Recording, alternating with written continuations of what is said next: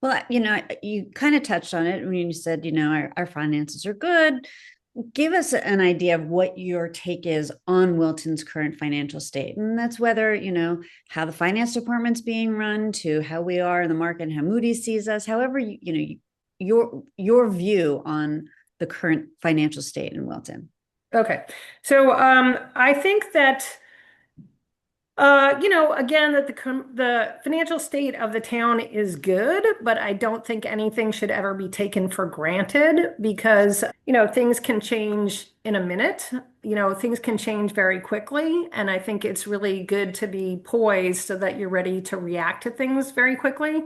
So I'll get to the administrative part in a second, but, in reading like Moody's rating on us, and we're a AAA rated town, that it says some of our challenges, factors that could lead to a downgrade is contraction of the local economy is the number one thing. And, I think we have to be aware of, uh, sources of revenue, not just residential property taxes, but also like ASML and stuff. And we have to be aware, like, wow, tariffs and the H-1B visa situation, how is that going to affect ASML? Like, are they going to decrease their footprint here in the next 5 years, do those two things, or is it going to have no effect? Like, it's definitely going to have an effect. It's already, I think, again, tariffs and the H-1B visa program really adversely affect them. And you have to think, well, what if they make their own business decisions? And what if their decisions aren't what's best for Wilton, but they do what's best for them as a company?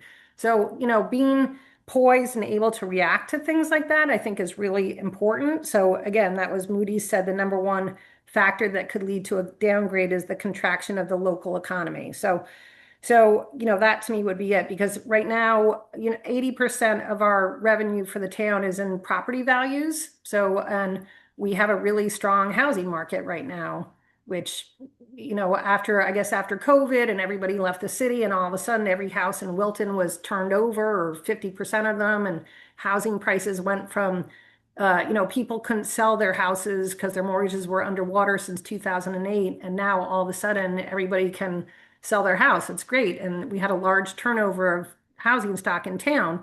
So, again, 80% of our budget comes from our residential mortgage, our residential property taxes.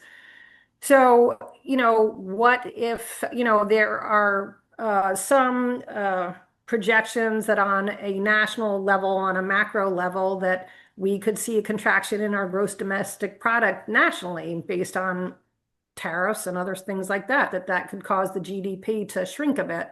So is that going to trickle down to Wilton? Absolutely.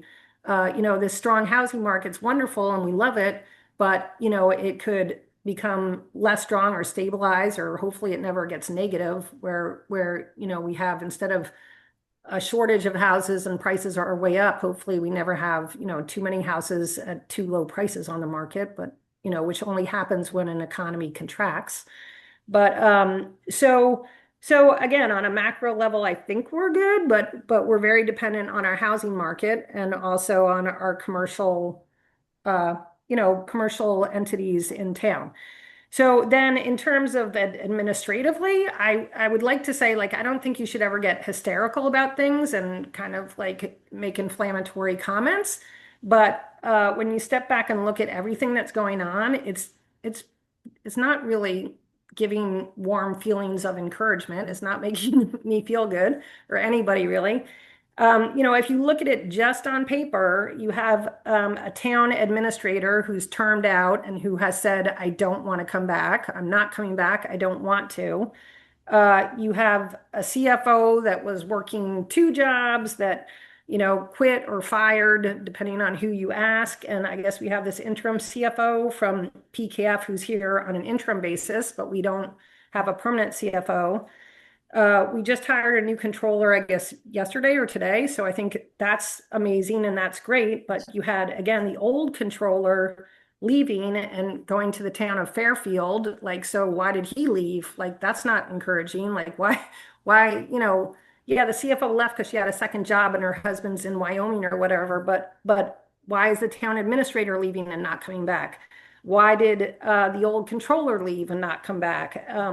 it's just that there's a lot of red flags. And then the manager of financial systems and payroll, that apparently that's a job position they've been looking for a candidate for that for 2 years, which to me is shocking. Like I can't even believe that because that's just bizarre. Like, like again, I made a career out of solving problems. So to think that to say that you've been looking for someone for 2 years is just a bizarre statement to me. Like clearly nobody's been looking, obviously, I guess. So, and then we had Kellyanne Lenz, and she was a great CFO, and she left, and I don't know why, but like, did she get a better compensation package? Why did we not meet that package? Like, so again, if you look at it, you have one, two, three positions and four people that have left in the last 2 years, 2 to 3 years, and one that you've been looking for 2 years. So I'm going to say it's in a state of disarray, and it looks pretty awful. Yeah, not awful, but it looks really sloppy and like it's in a state of disarray. So you now have this interim CFO that's going to come in and try to bring some of his staff from his company, if need be, to kind of like get everything reined back in. And you have Tracy Haberman, who's going to come in and hopefully do an amazing job. But it just, it just begs the question, and I'm not one to point fingers and blame, but like, how did it get like this? And again, I'm not trying to blame, but it's more like figure out how it got like this so it doesn't happen again, because this is not, it's really high turnover in a really important area, and I don't know why that is, and I don't think it's acceptable, I guess. And I guess too, if I was in charge, I would, and I know like Board of Finance is a volunteer job, but I would be losing sleep over this and I'd be working around the clock to fix it. And I guess too, I just do think that that's one of the biggest issues that we face is getting our accounting department staffed. And the way I look at it, I guess there's the town administrator, and then they oversee the CFO for the Board of Selectmen and the CFO for the Board of Ed, which I think it's a good thing that those are two different CFOs again, as compared to one, how it was. It should go back to being two. And, I don't think any of this is unsolvable, but I think, yeah, that people have to roll up their sleeves and figure it out.